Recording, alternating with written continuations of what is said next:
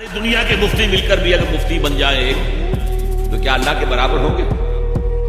اور اللہ کا فتویٰ یہ ہے جو اللہ کی اتاری ہوئی شریعت کے مطابق فیصلے نہیں کرتے وہی تو کافر ہیں، وہی تو ظالم ہیں، وہی تو مشرک ہیں، وہی تو فاسق ہیں، وہی تو سرکش ہیں۔ اور یہ تین فتوے ایک رکوع میں آئے ہیں، سورہ مائدہ کا رکوع نمبر 7۔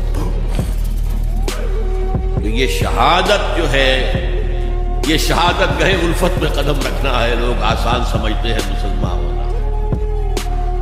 ٹھیک ہے، کہہ دیا اشہد ان لا الہ الا اللہ واشہد ان محمد رسول اللہ، اب تمہیں معلوم نہیں ہے شہادت گاہ میں آ گئے۔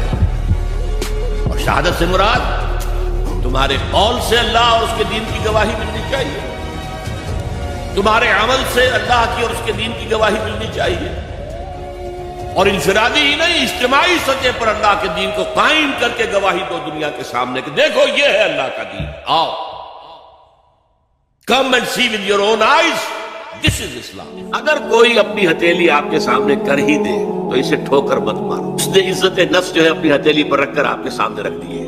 اب تمہاری مروت، تمہاری شرافت کا تقاضا یہ ہے اما السائل فلا تنہر، اب انہیں جھڑکنا نہیں، ڈانٹ ڈپٹ نہیں کرنا، بلکہ یہ بھی آیا ایک حدیث میں کہ تم دو کچھ نہ کچھ دو، سائل کا ہاتھ خالی نہ لوٹاؤ۔ یہاں تک ایک حدیث میں الفاظ ہیں سائل کو ضرور دو، خواہ وہ گھوڑے پر سوار ہو کر تمہارے پاس کا راگ لاپنے کی ضرورت ہے۔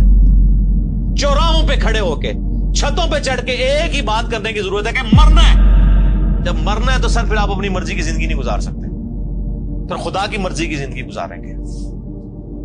اگر مرنے کی تلوار ہٹ جائے تو جو مرضی کریں۔ کیا تم یہ خیال کرتے ہو کہ ہم نے تم کو بے مقصد پیدا کیا ہے اور یہ کہ تم ہماری طرف لوٹ کر نہیں آؤ گے؟